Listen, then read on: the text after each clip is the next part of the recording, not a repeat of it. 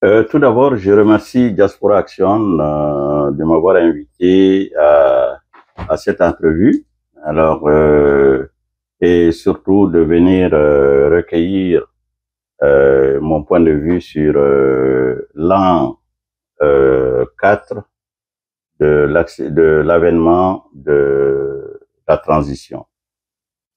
Euh, Évidemment, je ne peux pas parler de surprise euh, par rapport à ce coup d'État-là, parce que nous qui étions membres du M5 RFP section canadienne, alors et que moi-même j'ai été le coordonnateur de ce mouvement, nous avons participé donc au changement, pour ne pas parler de renversement de pouvoir, mais nous avons participé à ce changement. Donc, c'est le mouvement M5 et les militaires qui ont fait ce changement, qui ont déclenché ce changement. Donc, si on parle de coup d'État, alors nous sommes tous, nous faisons tous partie de ce coup d'État-là. Voilà, c'est ce que je peux ajouter parce que les gens ont tendance à dire que il y a eu coup d'État au Mali et que ce sont les militaires qui ont fait ce coup d'État-là.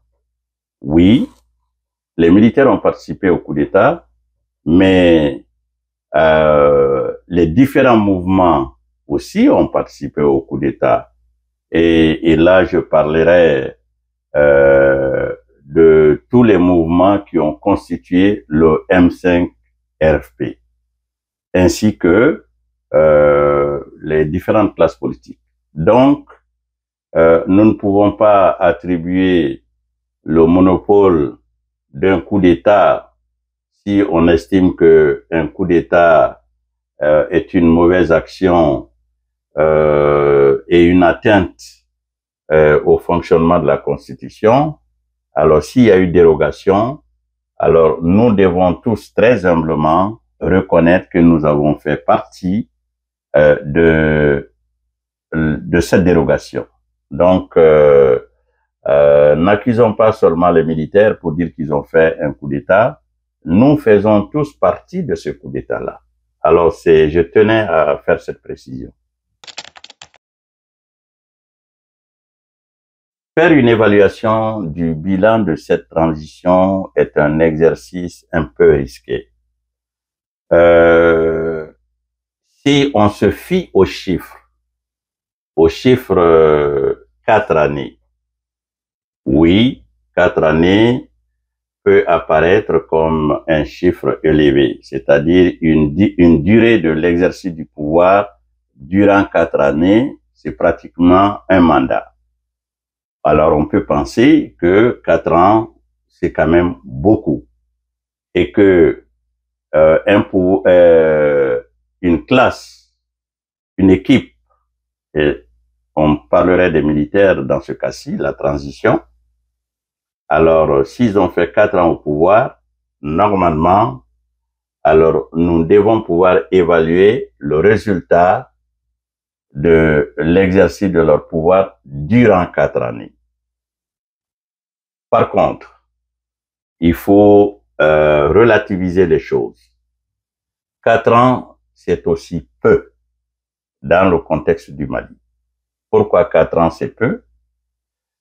Les militaires, quand ils sont arrivés au pouvoir, ils ont eu à faire face à d'énormes problèmes. Les défis et les enjeux sont énormes. Et 4 ans ne suffit pas pour régler ces défis et ces enjeux. C'est pourquoi, à la fois, j'ai dit que 4 ans, c'est beaucoup si on regarde la durée du mandat. Et par contre, 4 ans, c'est peu par rapport aux défis qui les attendaient. Et sans doute, eux-mêmes, ils ont été surpris de faire face à l'ampleur et à l'énormité des enjeux. Et les enjeux, on ne parle pas de petits enjeux, on parle d'enjeux vraiment complexes. Parce que un des enjeux, c'est la lutte contre le terrorisme.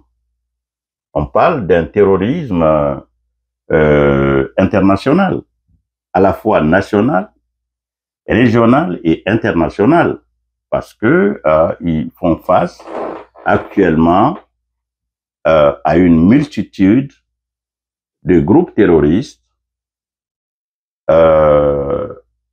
qui sont issus du Sahel et d'autres qui viennent de l'extérieur. Donc, ça déjà, c'est un élément extrêmement important dont on ne peut pas évaluer la durée en termes de règlement. Mais ensuite, il y a les défis sociopolitiques et les défis économiques. Alors, certainement qu'on aura l'occasion d'aborder ces défis. Alors, donc, simplement pour dire que ne nous fions pas seulement à la durée du mandat, regardons aussi l'ampleur des problèmes à régler. Donc, à la fois, on peut être surpris en disant que les militaires ont duré au pouvoir et qu'ils doivent céder le pouvoir. Pour d'autres, ils doivent organiser les élections. Et par contre, vous avez aussi une bonne majorité de la couche de la population qui pense que les militaires, avec les succès qu'ils sont en train de remporter au niveau des opérations militaires, doivent poursuivre leur action. C'est-à-dire qu'ils doivent continuer à diriger le pays. Donc, pour l'instant, c'est la réflexion ou la réponse que je peux donner par rapport à la question qui m'a été posée.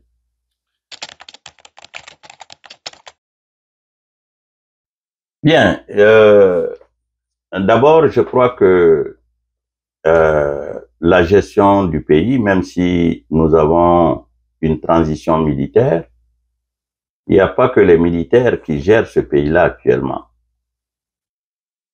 Alors, ils gèrent ce pays-là avec des civils, puisque le gouvernement est à la fois composé de militaires, mais il est également composé de civils. Maintenant, la question de savoir si la transition est sur la bonne voie, là également, il faut relativiser les choses. Si d'abord pour pouvoir relativiser, il faut regarder chaque élément. Un des éléments importants, c'est la question sécuritaire. Sur la question sécuritaire, le Mali s'est doté d'équipements militaires, d'équipements technologiques et de logistique qui lui permettent aujourd'hui de faire face au phénomène du terrorisme. Donc, l'armée, qui est une armée républicaine, est bien dotée aujourd'hui de logistique et d'équipements militaires qui lui permettent de faire face à la musique. Et les opérations qui ont été engagées en termes militaires, la règle d'engagement contre les terroristes nous donne une indication aujourd'hui que l'armée malienne a remporté beaucoup de succès dans la conduite des opérations militaires. Et ça, on le voit sur le terrain. Qu'on soit d'accord avec le résultat des opérations militaires ou pas, Ce qui est sûr et ce qui est certain, il y a beaucoup d'entités territoriales, beaucoup de localités, beaucoup de villages qui ont été libérés des mains des terroristes. Et les populations qui avaient fui, qui étaient en exode, plusieurs ont pu revenir chez eux, reprendre leur culture, leur agriculture, reconstituer le cheptel qui avait été décimé par ces terroristes-là. Donc, moi, je ne suis pas la personne bien placée pour dire que les opérations militaires marchent ou ne marchent pas, mais comme dit un adage chez nous au Mali, on dit min côté, c'est-à-dire que tout le monde voit clairement et les populations qui sont les plus concernées dans ces localités sont les mieux indiquées pour nous dire si effectivement, alors, ils ont une satisfaction ou une insatisfaction par rapport aux opérations qui sont menées sur le terrain. Avec un regard extérieur, puisque nous ne sommes pas au Mali, nous ne faisons qu'écouter les informations qui nous parviennent. Nonobstant la distance et l'éloignement, nous avons des parents sur place. Moi-même, ma mère est originaire du Nord, donc je suis en contact avec les membres de ma famille et je reçois des informations. Et je crois que sur ce point-là, nous devons continuer à soutenir l'armée malienne. Nous devons lui réaffirmer notre satisfaction. Nous devons les encourager davantage parce que si on doit faire le bilan du succès de l'armée malienne par rapport à la conduite des opérations militaires, on ne peut pas oublier le bilan des pertes humaines, des militaires qu'on a perdus, qui sont allés se battre au front pour défendre l'honneur du Mali. Cela fait partie du bilan. Le bilan, oui, c'est le succès auquel nous nous attendons tous, mais le bilan lourd de la perte de nos vaillants militaires, nos vaillants combattants, nous devons en tenir compte. C'est pourquoi il faut relativiser. Quand on veut faire une évaluation, un bilan, il faut relativiser. Oui, il y a eu des victoires. Oui, il y a eu des succès. Mais on a perdu des hommes de façon très regrettable. Et nous devons nous incliner à la mémoire de ces vaillants soldats qui ont accepté d'aller mourir pour notre sécurité à nous. Ça, c'est la conduite des opérations militaires. Maintenant, il y a l'aspect politique. L'aspect politique, là aussi, nous pouvons dire qu'on est sur la bonne voie par rapport à l'initiative qui a été prise de mutualiser les actions au niveau, les actions militaires entre le Mali, le Niger et le Burkina. Cette synergie dans les opérations, cette synergie pour répondre à l'offensive des terroristes, à ce niveau-là, nous pouvons saluer cette initiative. Et nous voyons que, parce que ces trois pays, géographiquement, ont un destin commun. On parle de la région des trois frontières. Alors, la région des trois frontières, on parle du Mali, on parle du Niger, on parle du Burkina. Ça veut dire que, géographiquement, notre destin est lié.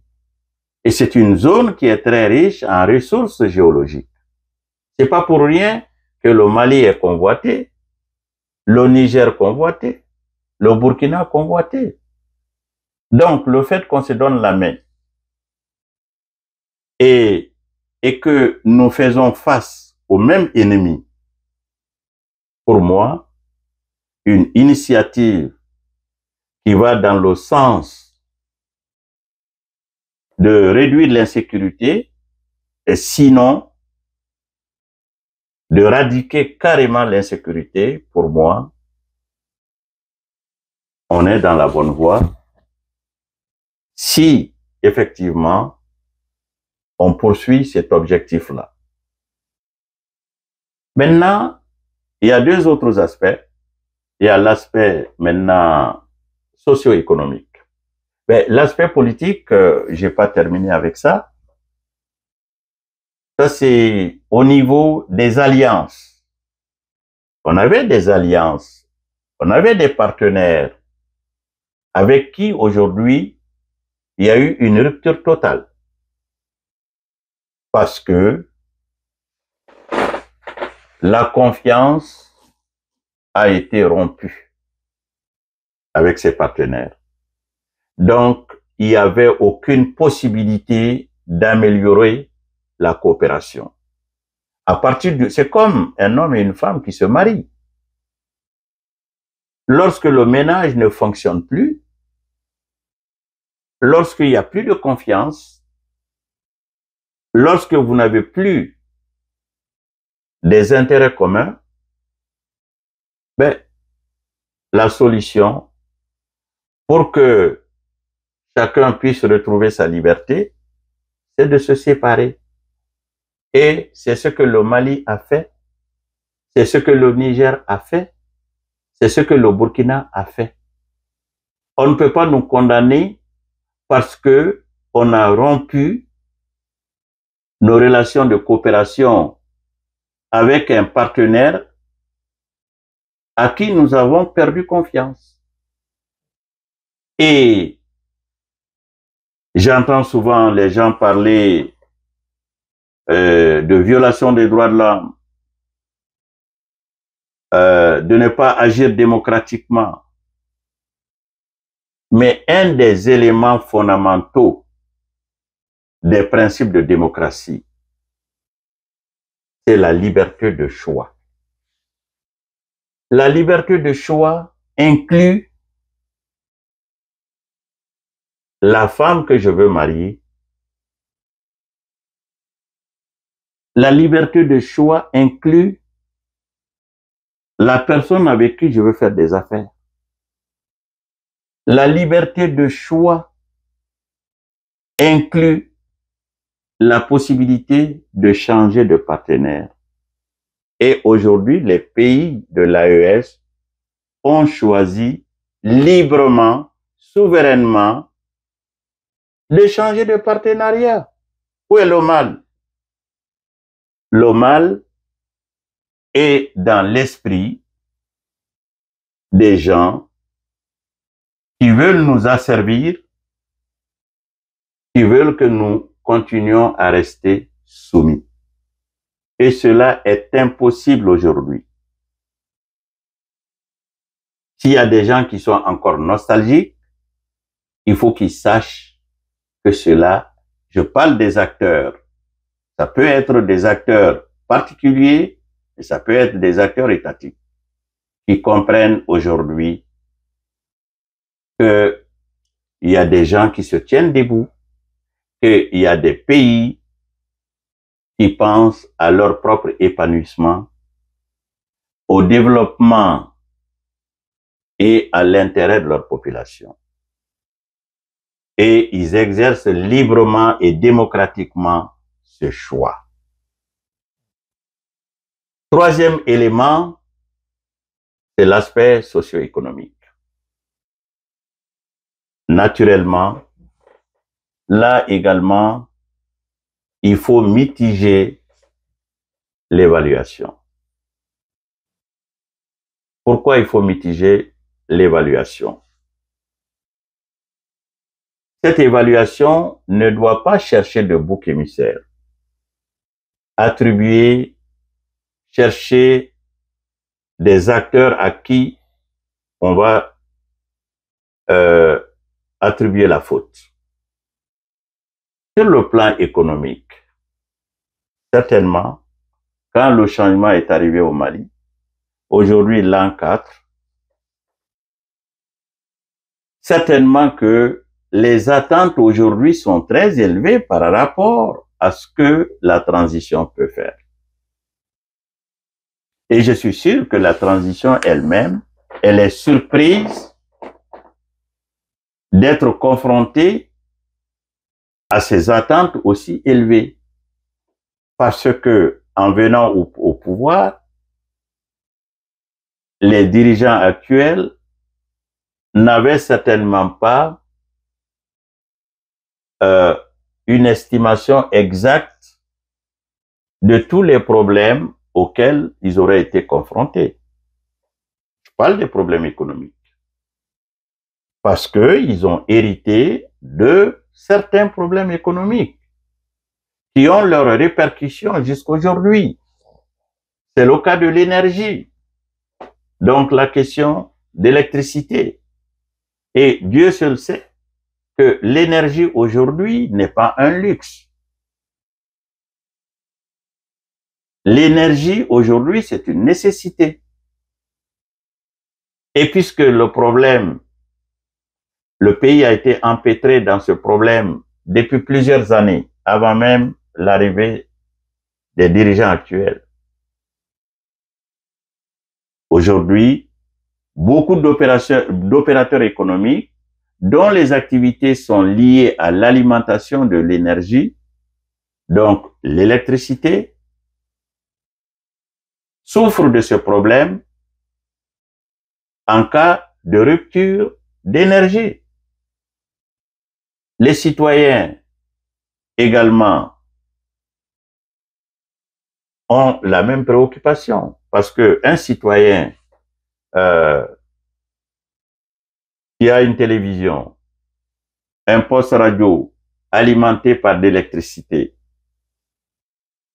et surtout dans une période de grande chaleur, il y en a qui ont des climatiseurs, il y en a qui ont des ventilateurs qui sont alimentés par l'électricité. Une fois qu'ils perdent la source d'énergie,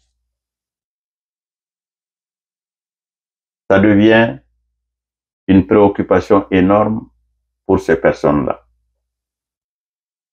Alors, est-ce que les militaires, en arrivant au pouvoir avec une baguette magique, peuvent aujourd'hui dire, population malienne, avec notre baguette magique, on va régler votre problème d'énergie. Mais, ce que la population attend d'eux, c'est un plan d'action réaliste. Et nous qui sommes à l'extérieur, lointain, nous avons quand même appris que des dispositions ont été prises, que des contacts ont été menés avec certains pays et que des panneaux solaires sont en train d'être installés. Et ce plan d'action, certainement, si c'est un plan d'action réaliste, il doit pouvoir nous dire combien de temps l'installation de ces panneaux solaires va prendre et comment la distribution de l'énergie va se faire à travers les différents ménages. Donc, comment, en un mot, les différentes maisons, ceux qui sont déjà abonnés avec l'énergie du Mali, qui ont pris l'électricité chez eux, comment ils vont continuer à pouvoir bénéficier et consommer l'énergie qui va être produite par ces panneaux solaires. Donc, là-dessus, les attentes de la population pourraient ressembler à ce qu'il y ait un contact direct entre le gouvernement et la population en termes de communication. Dans ce genre de situation, il faut qu'il y ait une certaine complicité entre le gouvernement et la population. Et cette complicité, de quelle façon elle peut s'articuler? Le gouvernement doit être à mesure d'expliquer à la population quel est son plan d'action par rapport à la production de l'énergie, la nouvelle énergie dont la source sera solaire, et comment l'alimentation va se faire, quelles seront les échéances ou quelle sera l'échéance. Et cette information, elle doit être régulièrement donnée à la population pour la rassurer. Et la population malienne, elle n'est pas difficile. On voit que dans les circonstances, malgré les difficultés économiques que la population traverse, il y a une résilience de la part de la population. Et cette résilience, il faut l'interpréter comme un appui à la transition. On accepte la résiliation avec l'espoir que le gouvernement de transition va répondre avec satisfaction à nos besoins et à nos préoccupations. Voilà un peu le genre de complicité qui doit exister entre le gouvernement et la population. Il y a d'autres domaines économiques. La question de création d'emplois. La question des produits alimentaires, des céréales. Le prix de ces céréales. Et on sait que aujourd'hui, vous avez des produits dont le prix est soumis à la fluctuation due donc à la fluctuation due à ce que je peux appeler l'inflation. Et si l'inflation n'est pas maîtrisée,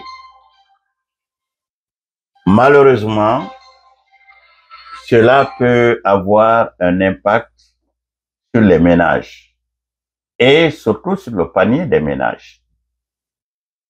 Alors, je crois que le gouvernement doit avoir l'oreille attentive à cette question,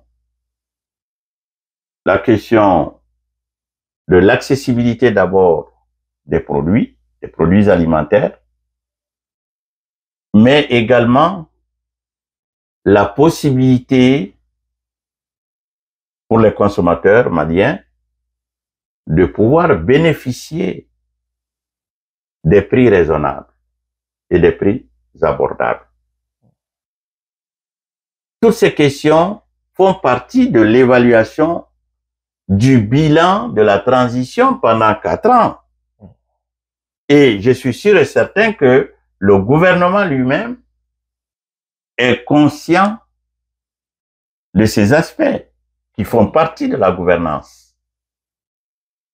Parce que quand on exerce le pouvoir politique, quand on gère un État, ça veut dire qu'on gère la vie et le quotidien des citoyens. Et si on gère, on a accepté d'assumer cette responsabilité de gérer la vie des citoyens et leur quotidien, mais en retour, nous devons aussi accepter que cette population, nous puissions bénéficier d'un feedback de ces consommateurs et de cette population. Voilà un peu comment une complicité entre un gouvernement et les citoyens d'un pays doit s'articuler. Ce n'est pas le fait de vouloir accuser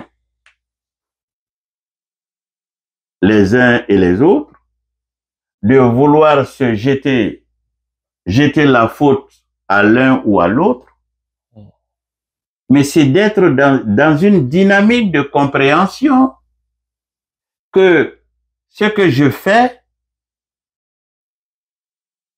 et l'action que je mène peut engendrer une contre-action. Et comment je suis préparé à faire face confortablement et même donner une réponse à cette contre-action ou contrepoids.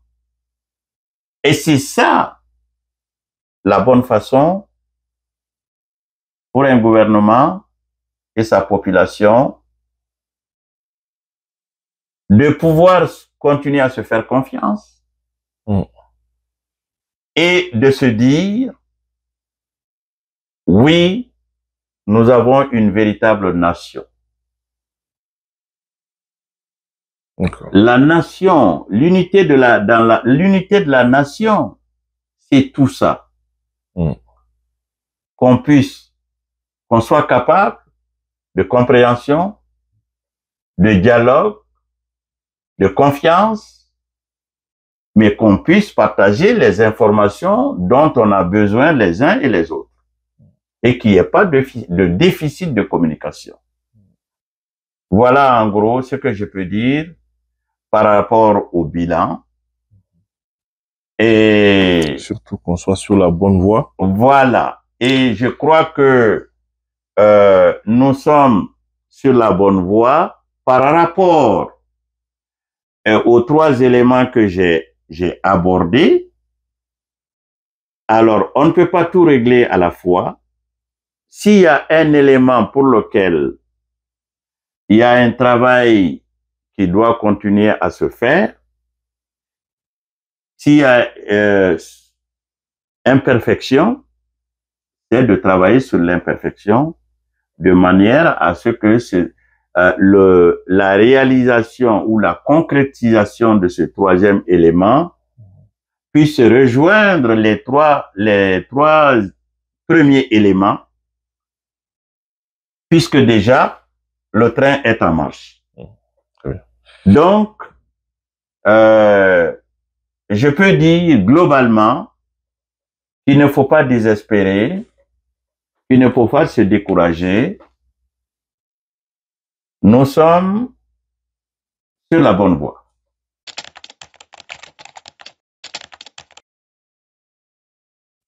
Alors, encore là, il faut relativiser notre conception de la question de retour constitutionnel.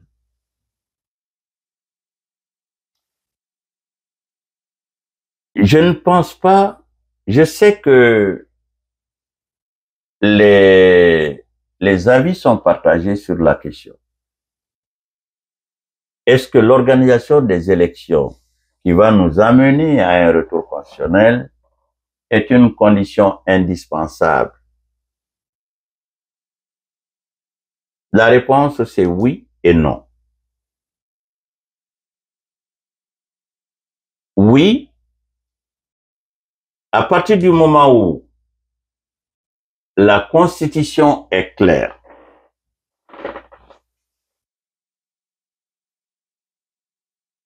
à partir du moment où on a accepté l'adoption d'un chronogramme, ça veut dire qu'on a accepté un échéancier. Alors, si on a accepté un échéancier, ça nous oblige, ça nous place face à des devoirs. Ça nous oblige à accomplir un devoir. Lequel? Ça veut dire que nous devons penser à organiser les élections. La réponse est non. On peut très bien définir un chronogramme et compte tenu de l'immensité et de l'ampleur des défis et des enjeux, que nous ne puissions pas respecter le chronogramme. Et si c'est le cas, nous avons une négociation à faire avec le peuple, la population. Nous devons faire parler la population. Et à ce que je sache, aujourd'hui, je pourrais, au risque de me tromper, je pourrais dire que 90% de la population souhaiterait que les militaires poursuivent la transition. Mais le devoir qui doit répondre aux attentes à la fois de la classe politique et d'une grande partie aussi de la population, c'est une clarification. Alors, parce que quand on gouverne, on prend des décisions, mais aussi on doit négocier avec la population. Cette négociation, elle se présente de quelle forme, de quelle façon? Elle se présente de la forme suivante. J'avais parlé tout à l'heure de partager l'information, la communication. Dans des situations, dans un contexte flou, même une population résiliente, il risque de ne pas comprendre notre position. Et pour que la population ou cette même classe politique ou d'autres acteurs puissent comprendre notre position, c'est d'entretenir un lien de communication. C'est d'informer. Qu'est-ce qu'on est capable de faire? Qu'est-ce qui nous empêche de faire ce qu'on veut faire? Et surtout, quand c'est par rapport à une population qui est déjà très résiliente, le problème ne se posera pas. Les gens vont comprendre et les gens vont vous accorder un sursis. Mais la chose la plus grave, c'est le silence. Souvent, l'être humain est impatient par rapport au silence. L'être humain veut toujours comprendre. Et pour comprendre, l'être humain veut avoir des explications. Bon, vous avez tout à fait raison. Ce que je pourrais ajouter à ce niveau-là, un pays a toujours besoin de réformes politiques et de réformes institutionnelles. Mais, selon mon expérience, ce que je constate souvent à travers certains pays africains, y compris le Mali, c'est la tendance à la superposition de ce que j'appelle réforme institutionnelle. Dans le cas du Mali, le bilan de 4 ans, il y a eu plusieurs réformes institutionnelles. Est-ce que les réformes institutionnelles représentent une difficulté face à la nécessité d'organiser des élections? Moi, je dis non. On peut faire les réformes institutionnelles qui sont prioritaires. Parce que là aussi, il faut qu'on soit clair.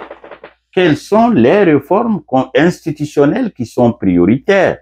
Parce qu'il ne faut pas donner la perception. La politique, c'est une perception. Si on donne la perception à une classe politique ou à la population ou à d'autres acteurs de la société que ce que nous essayons de faire,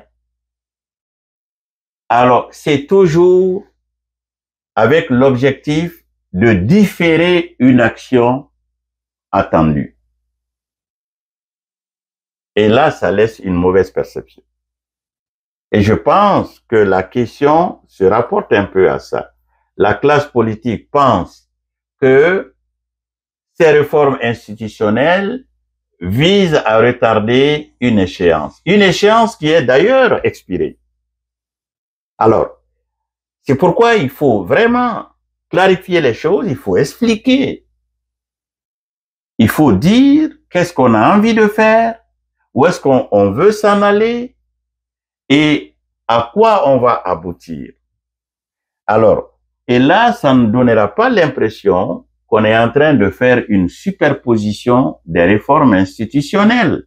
Et d'ailleurs, parmi les réformes institutionnelles, il y a une ou deux qui avaient déjà été faites antérieurement. Donc, on n'avait pas du tout besoin de répéter l'exercice en termes de priorité. Donc, ça veut dire que lorsqu'on prend des décisions de réforme institutionnelle, nous devons aussi nous poser des questions sur l'opportunité et l'utilité de telle ou telle réforme institutionnelle pour ne pas laisser une mauvaise perception politique à l'exercice.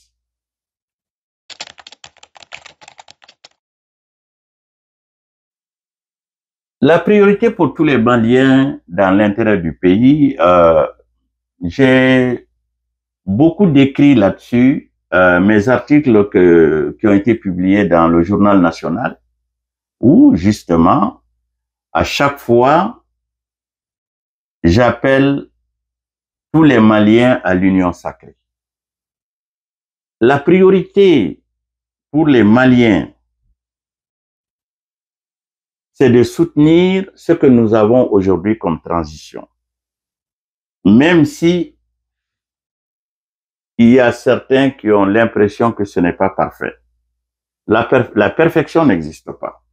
Mais c'est ce que nous avons aujourd'hui. Ce qui est en cause, c'est l'existence même du Mali. Et nous devons tous nous unir derrière la transition, mais que la transition aussi accepte que s'il y a des critiques qui doivent être formulées, qu'elle accepte les critiques, mais je parle des critiques constructives. Je ne parle pas des critiques destructives. Et que la transition accepte les critiques constructives, et c'est comme ça qu'on s'améliore. Donc, ça c'est ce que je demanderais à mes frères maliens et à mes sœurs maliennes, qu'on soit unis et qu'on soit engagés derrière la transition. Cela ne veut pas dire que c'est une carte blanche qu'on donne à la transition. Maintenant, la priorité du Mali pour la transition, ça c'est une autre question. La priorité pour la transition, c'est aussi que idéologiquement, les animateurs de la transition puissent travailler dans le même sens. Qu'il y ait une conduite commune, qu'il y ait un intérêt, non pas l'intérêt pour les dirigeants, mais l'intérêt supérieur de la nation malienne. C'est d'identifier ce que les Maliens veulent et donner une réponse satisfaisante à ces attentes-là. Ça, c'est une priorité. Ça peut être d'ordre politique, ça peut être d'ordre social, ça peut être d'ordre économique. C'est d'identifier quelles sont les vraies préoccupations des Maliens. Une fois que la transition a identifié les vraies préoccupations des Maliens, c'est de donner une réponse satisfaisante. Mais de comprendre aussi que même à ce niveau, les préoccupations des Maliens peuvent ne pas aller toujours de façon harmonieuse avec les préoccupations d'une gouvernance. Et c'est là où il y a un arbitrage à faire.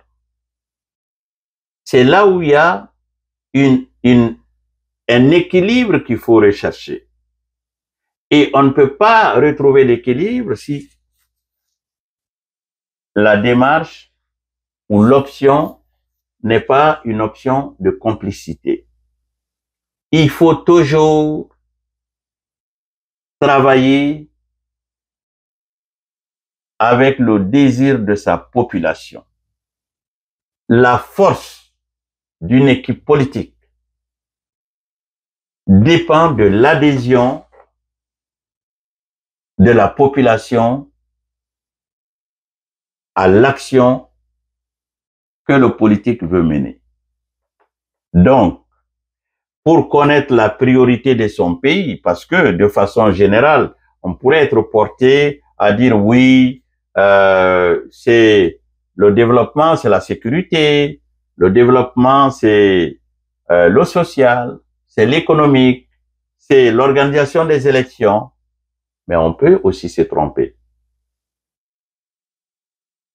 Que la population a des préoccupations, des fois, qui soient terre à terre. Il faut les identifier. Il y a une appréciation globale. Il y a les grandes entités, il y a les grands sujets, les grands enjeux. On a tendance toujours à circonscrire les problèmes autour des grands enjeux. Mais il faut aller chercher à savoir comment ma population veut vivre. Qu'est-ce qu'elle veut? Qu'est-ce qu'elle recherche? C'est ça qu'il faut intégrer. On peut identifier les grands enjeux, les grandes problématiques, mais il faut intégrer ce que la population veut. Si on veut connaître la priorité de son pays. Mais c'est ce qu'on reproche souvent d'ailleurs aux experts internationaux qui viennent chez nous. Ou quand ils viennent déjà avec les problèmes conçus et les réponses conçues. Ils nous disent, bon, on va vous financer parce que le problème de votre pays, c'est ça. Mais c'est ce qui est arrivé avec le fameux programme d'ajustement structurel. On est venu, on a dit, écoutez, les joyaux du pays, il faut les liquider, il faut les bazarder. On va vous donner de l'argent. C'est ce qu'on a, beaucoup ont fait. Mais aujourd'hui, beaucoup regrettent le programme d'ajustement structurel parce que les besoins ont été identifiés à l'extérieur, les solutions adoptées à l'extérieur. quand on gouverne, c'est aussi ça. Il ne faut pas qu'on pense toujours à la place de la population. Penser les problèmes à la place de la population, penser aux solutions à la place de la population, on n'est pas en train d'identifier les priorités du pays.